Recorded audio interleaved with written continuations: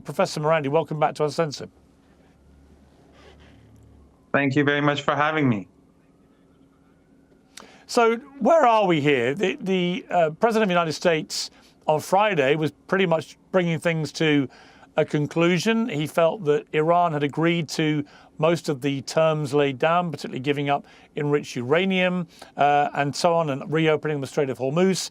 But as we sit here now for this conversation, it appears that they're not even going to turn up at the peace talks. What is your understanding on that, first of all? Well, everything that he said was fake. The Iranians agreed to nothing. And he just puts out information on Truth Social.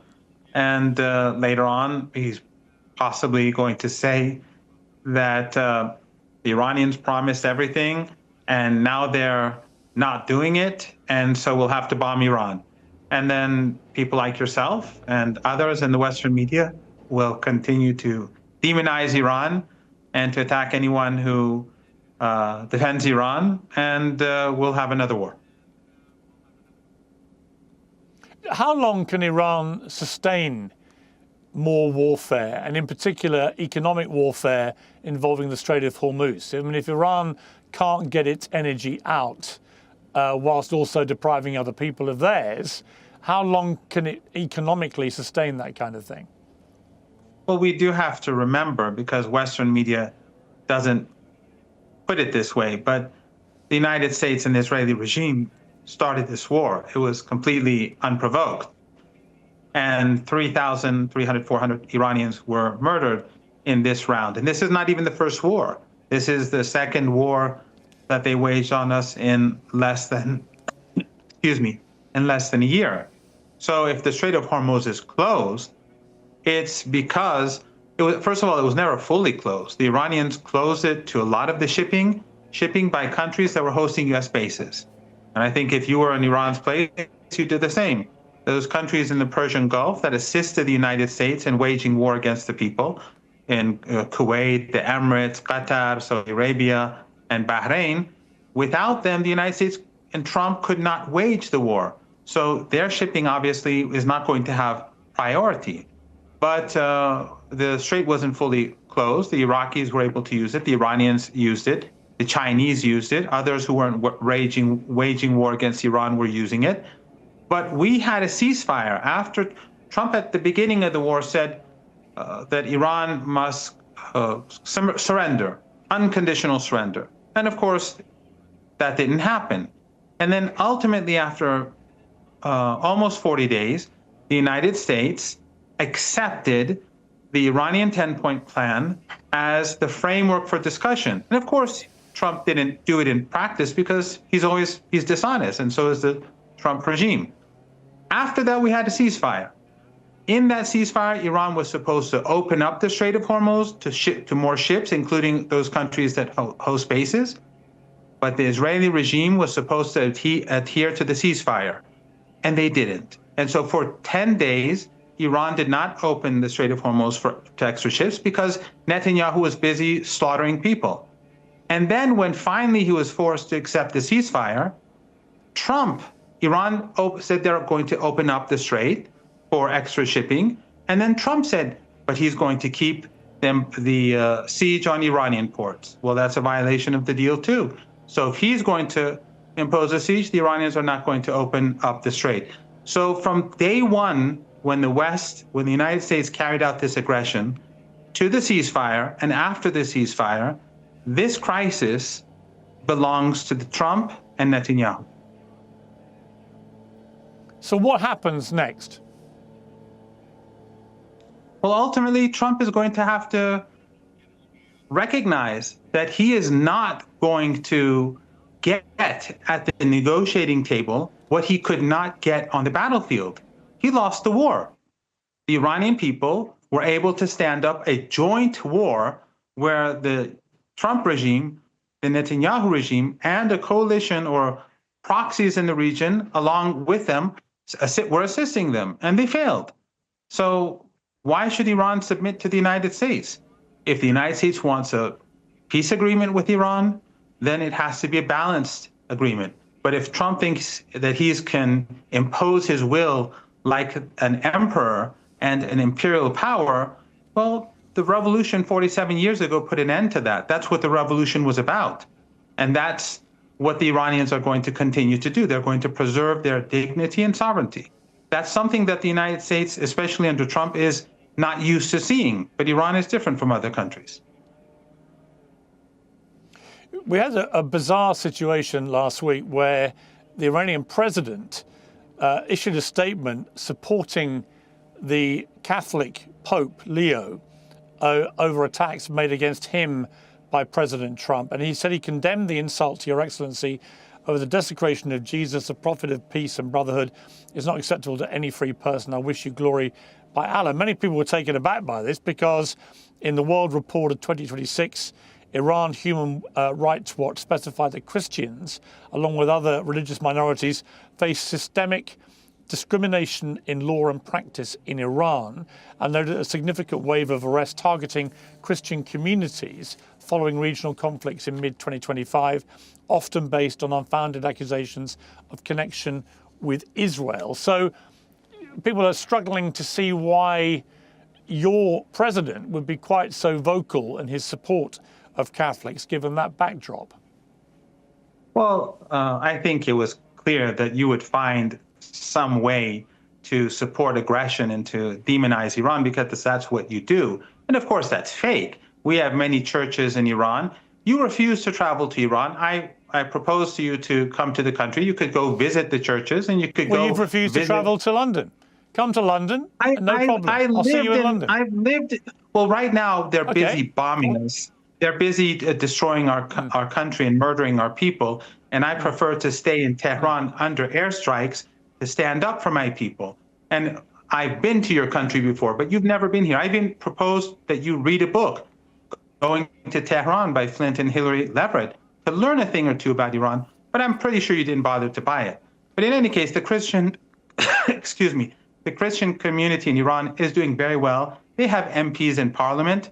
And unlike Christians in Lebanon, whose churches are being destroyed by the Israeli regime, and unlike the synagogue in Tehran, which was bombed by the Israeli regime, all Iranian churches and all Iranian synagogues are well protected by the people of Iran. You don't want to say that, you don't want to believe that, because it goes against that narrative that you've built in your mind, and that actually it's the Iranians that are the good guys. They're the ones who are the anti-genocide people, and your governments are the pro-genocide people. It's been like that for the whole 47 Well, yeah, the reality, years. look, the reality is you always like to make this ad hominem as fast as you possibly can, and you prop up and defend a regime that has for 47 years oppressed its people and been a provider of funds and arms to a number of terror groups, including Hamas, Hezbollah and the Houthis. So whilst I'll take moral lectures from some people, you wouldn't be top of my list for the morality lecture, Professor. So try and avoid the ad hominem all the time, because it slightly devalues your information, which I do find useful, about the Iranian perspective on what is happening with this war right now. And just to be clear about what I said about Christians, I was quoting this from the Human Rights Watch in its World Report. It wasn't my view, wasn't my information, wasn't my investigative work. It was the Human Rights Watch. You might have a problem with that. You might say that it's all untrue, but I'm quoting a reputable organization who say that your regime has been oppressing Christians. You say otherwise. People can make their own minds up. I can only assume that if there were substantive peace talks that are about to happen imminently, you might be involved in a delegation. Am I right to assume that? Well, first I have to respond. I don't really want to lecture you because I don't think you're the sort of person who would ever change. You're so narrow-minded that you refuse to set foot in Iran.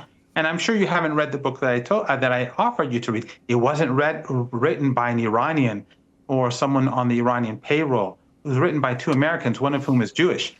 But in any case, of course I don't accept Human Rights Watch. Go and look at where the funding comes from. Iranian people know and respect the Christian community here. If you go to any church in Tehran, if you go to any synagogue in Tehran, See that there are no police officers there. Why? Because no one will ever think about threatening the Christian and Jewish community in Iran. But that same Jewish community is bombed by Israel. Their synagogue is destroyed by Israel. I haven't seen Human Rights Watch condemn that. And it's because they're anti-Zionists. And the Christian community, by the way, had martyrs in this war because of the bombing. And in Lebanon, they've murdered Christians. And I'm pretty sure Human Rights Watch is not too troubled about the carpet bombing in Beirut, but we'll leave it at that. But yes, I may go with the delegation. They have not asked me to go. If they do go, right now the Iranians have not decided to go to Pakistan, to Islamabad, because of the behavior of Trump and the Trump regime. So we have a situation here where YouTube has terminated the channel belonging to Explosive Media, the pro-Tehran group that got quite infamous for its Lego-themed animations mocking President Trump and the US war effort. Let's take a look at some of their stuff to remind viewers. I don't understand why you let the people down and make them feel so grand. Yo. Secrets leaking, pressure rising, your fake savior era Iran. Yo, you posted yourself as Jesus, crown on your head, healing the sick. Nah, you talking bombs. So the Iranian government's explicitly framed the ban as a violation of free expression, claiming the move was a deliberate attempt to suppress the truth and shield the American administration's false narrative from competing voices. And as some people have pointed out, that's pretty rich coming from a regime that controls the press and kills protesters, and in your case, for example, makes you so supine to them that you dare not express any criticism of your government whatsoever, do you? You don't, because yes, I've invited you to, and you can't do it. Oh, yes, I live in fear of the government. Absolutely.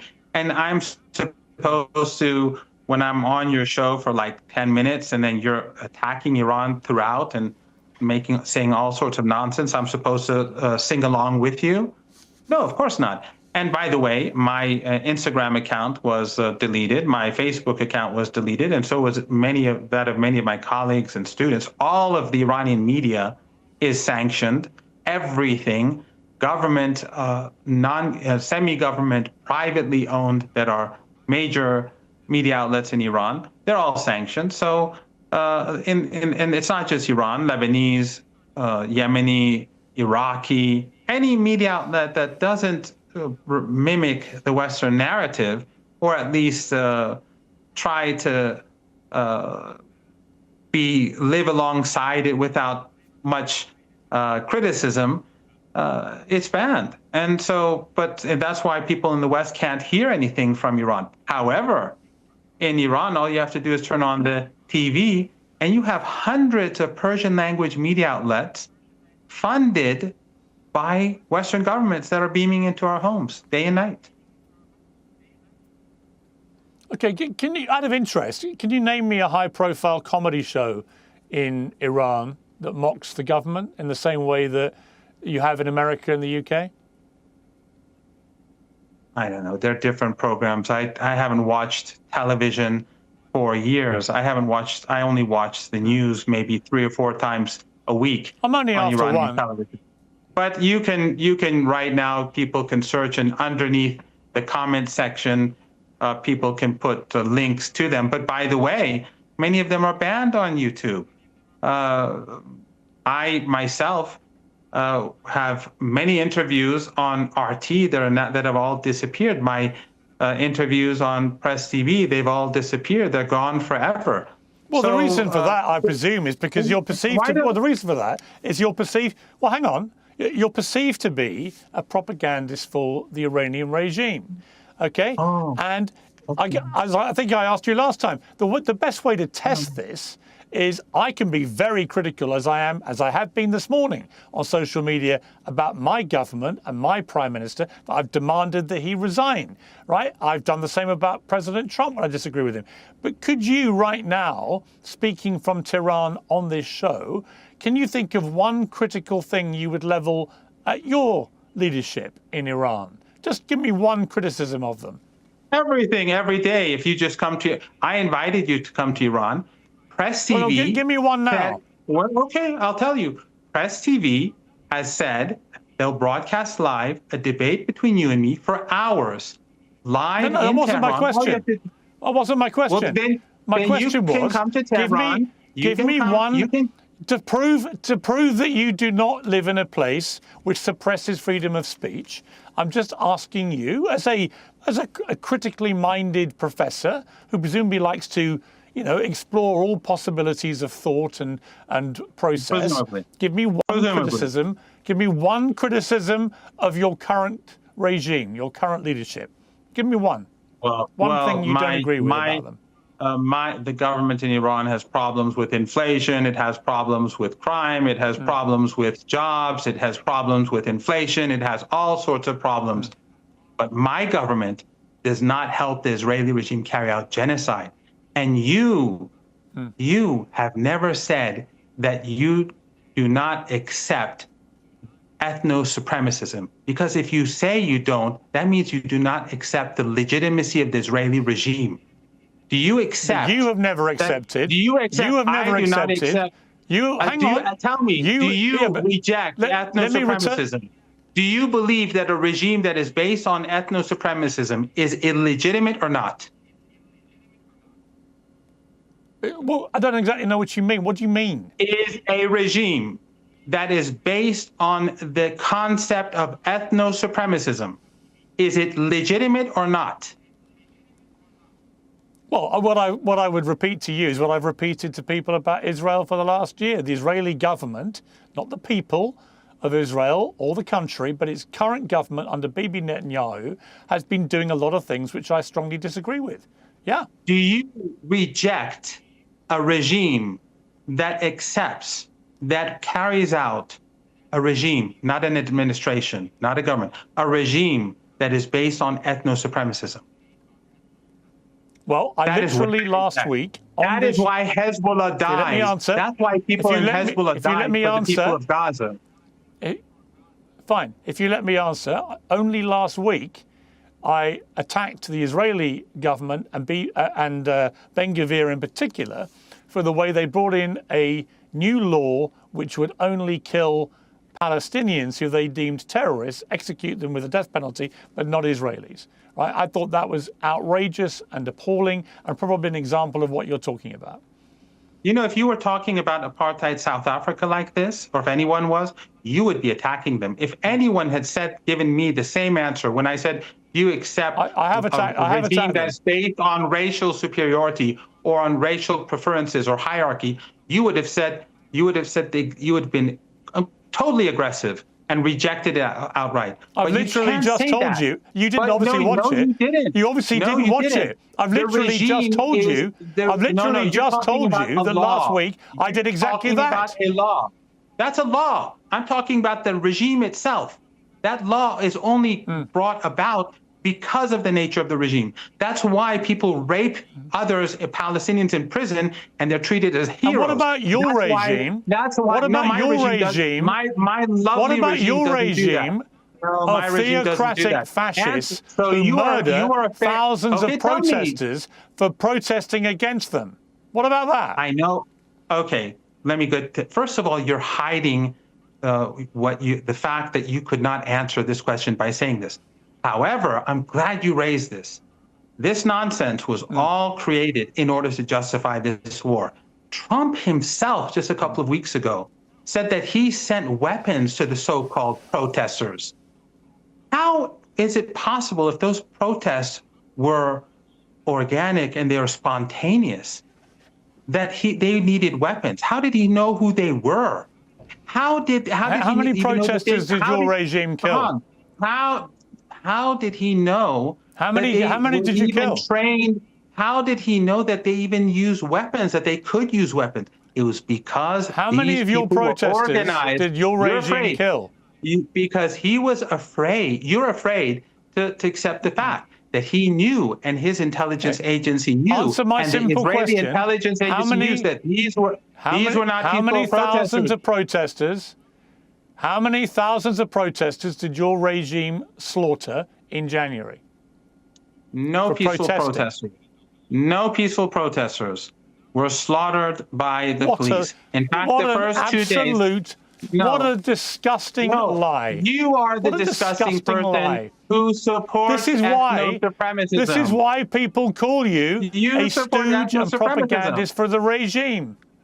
Nothing Exactly. to You're see the here. stooge for the Zionist regime. We did nothing You're wrong. the stooge. No peaceful protesters got killed. No, and I you didn't smirk say as that. you say it. No, You did. you're fabricating. I said they did not massacre peaceful protesters. The people that your government supported and gave weapons to, they carried out an armed insurrection.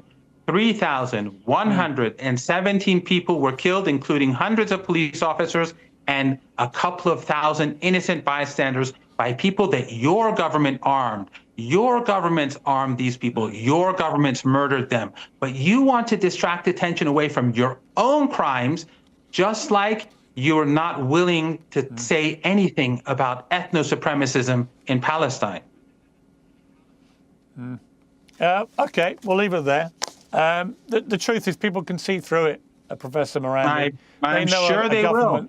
They know a government stooge and propagandist when they see and hear one. And let the record show in that you have Tehran not given under any your specific. bombs. You've given. I'm in here in Tehran let the under your record show. bombs.